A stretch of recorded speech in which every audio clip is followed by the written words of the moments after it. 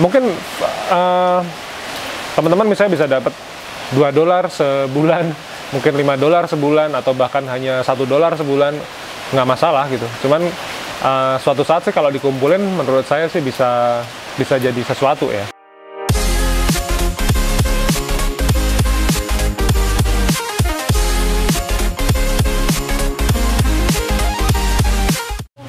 Kalau teman-teman kepengen tahu dalam 1 bulan itu jenis-jenis foto seperti apakah yang laku di saya pribadi, jadi saya hari ini akan sharing kepada teman-teman semua jenis-jenis tampilan-tampilan foto-foto apa yang laku setiap bulannya.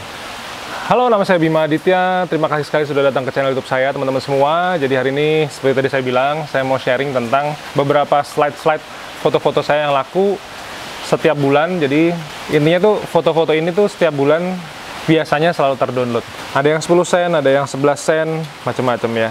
Jadi saya mau tunjukin dimulai di awal bulan ini, November 2000 Oktober 2000 kemarin 2021 ya. Jadi masih fresh banget. Nggak bisa semua, cuman more or less saya akan sharing kepada teman-teman semua jadi ngerti bayangannya. Foto-foto sekonyol apakah yang laku di Shutterstock. Jadi yang pertama ini adalah foto etalase makanan. Jadi waktu itu saya lagi di Maldives, saya motret, kemudian saya cari makan, saya foto, laku. Dah, sederhana ya. Kemudian foto kedua ini satu hari berurutan, jadi bayarnya sama. Nggak tahu, lupa dari mana. Cuman ini adalah foto pertunjukan di Safari Marine Park di Bali. Jadi yang pertama adalah fotonya dancer pakai baju merah, bawa tandu. Terus yang kedua adalah show macan. Show macan itu apa? Foto ketiga show macan itu pertunjukan ini macan. Kamu agak mundur sini saya.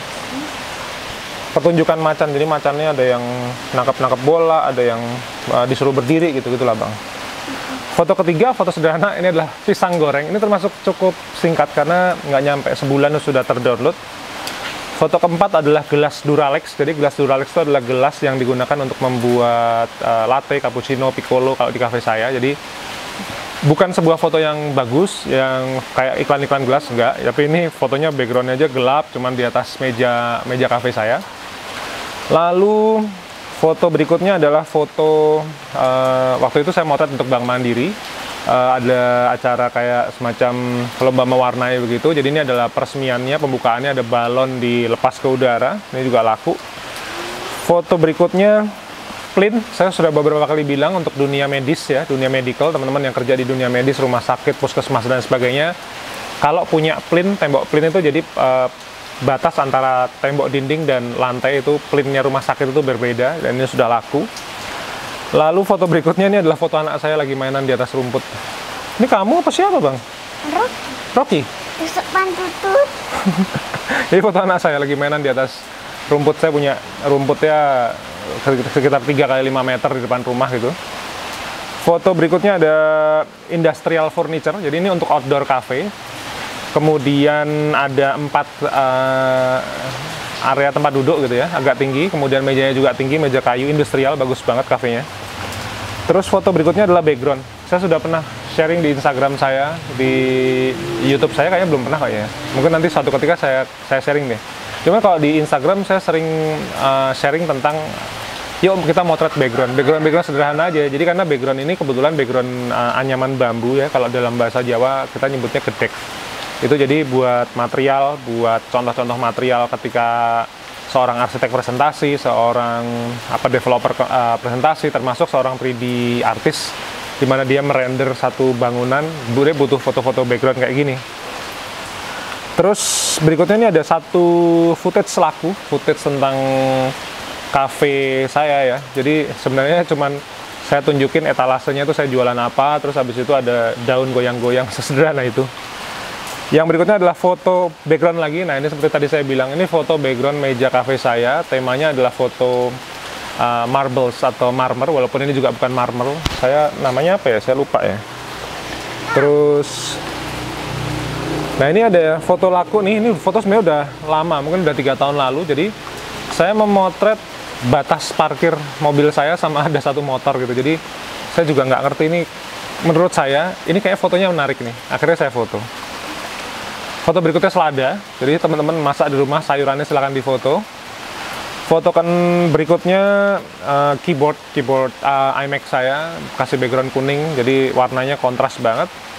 Terus ini adalah foto Plants vs Zombie. Teman-teman lihat nih.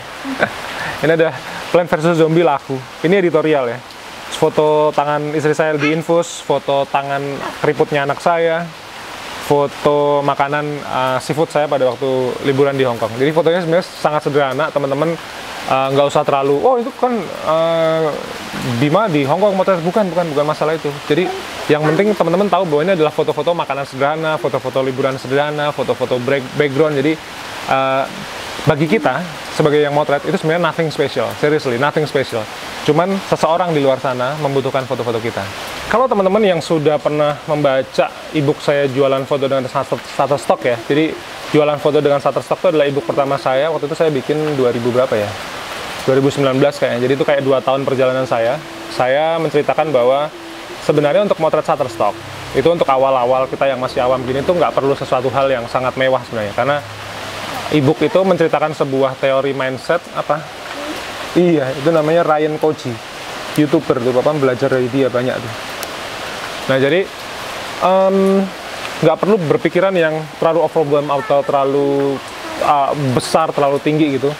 Karena tadi kan saya sudah bilang ya, sebenarnya foto-foto yang saya hasilkan, foto-foto yang teman-teman hasilkan itu sebenarnya, ini mohon maaf ya, sebenarnya nggak ada spesial-spesialnya.